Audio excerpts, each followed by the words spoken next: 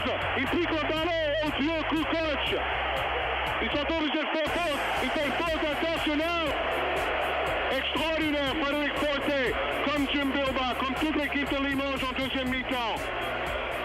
Quel mental! Limoges est champion d'Europe!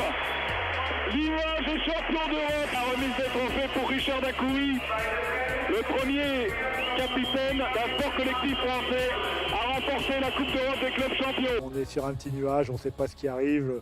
Il y a du champagne qui coule de partout, on s'embrasse, on a tous les yeux un peu rougis. On rentre dans le vestiaire comme ça et c'est un moment magique, c'est un moment unique, c'est un truc qui arrive quasiment jamais dans une carrière. Et là, Boja a cette phrase magnifique, alors qu'on est tous, que je disais, mais sincèrement c'était comme ça, on était tous en lévitation, on planait dans le vestiaire et il nous dit c'est quoi un champion d'Europe qui n'est pas champion de France? Vous avez aujourd'hui l'obligation d'être champion de France. Si vous êtes champion de France, vous serez au moins champion d'Europe un an. Si vous perdez le titre de champion de France, vous aurez été champion d'Europe un mois. On se prend un grand coup de bambou parce qu'on se dit punaise, on ne peut même pas savourer ça. Si, on pouvait le savourer, mais il fallait s'attendre à ce que le dimanche, on fasse un match correct et puis qu'on aille plus loin et qu'on gagne le titre. On se dit, c'est un salopard. C'est un enfoiré ce Boja, mais il a raison. Il a trouvé les mots justes. Il nous a retiré aussitôt l'excitation.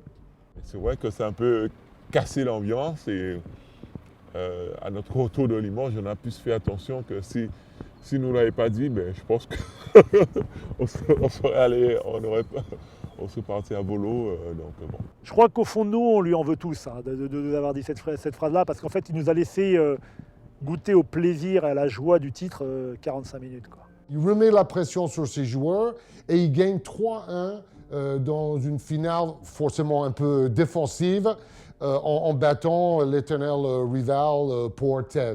La préparation, dans un premier temps, la préparation qui nous a permis justement de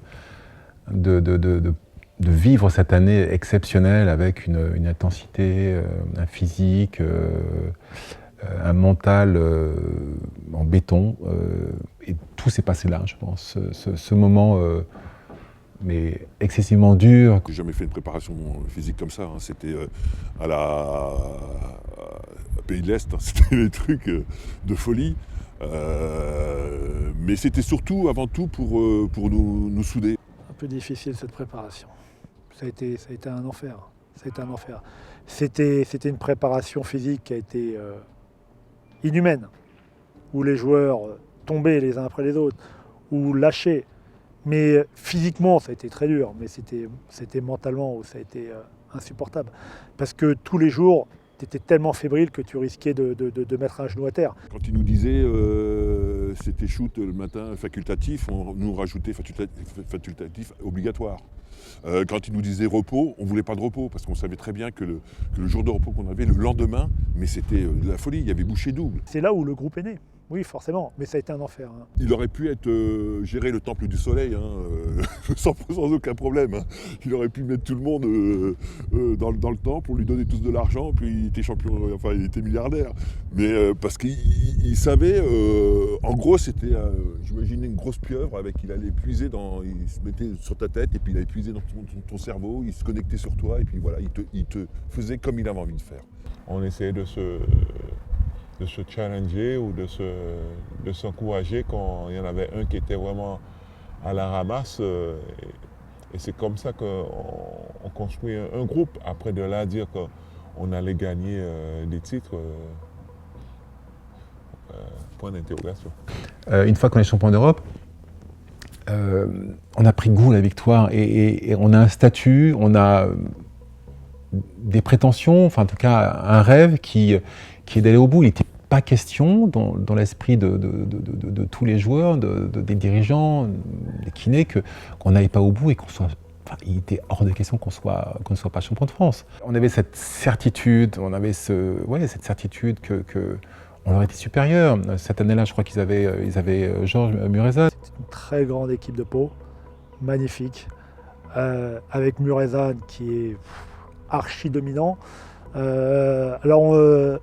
les intérieurs et Willy Redden avaient eu Sabonis avec le Real de Madrid en demi-finale, donc ils savaient quand même quoi faire.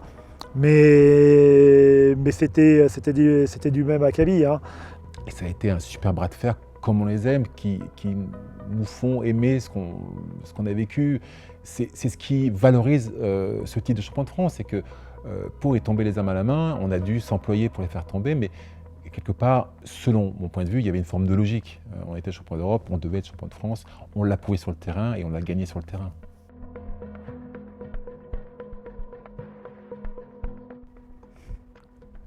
C'était un grand pot. Je pense que cette année-là, on a été un grand champion d'Europe, on a été un grand champion de France, mais il y avait un grand pot devant. C'est dans ces moments-là, certainement, que la rivalité entre les deux clubs a continué de grandir. La qualité de cette équipe, de leur collectif, de leur défense a marqué le basket français et a donné peut-être une nouvelle façon de jouer et de gagner dans le basket français. Ça aurait été la plus grande défaite historique, retentissante pour Limoges que de perdre ce match-là. Sur les 101 classicos entre les deux clubs, jamais on s'en serait relevé. À vie, ils auraient pu dire on a battu le champion d'Europe. Donc c'était nous les champions d'Europe. C'était la plus belle époque du basket français. C'était une année merveilleuse, je veux dire, on a vécu des moments tellement magiques, tellement magiques.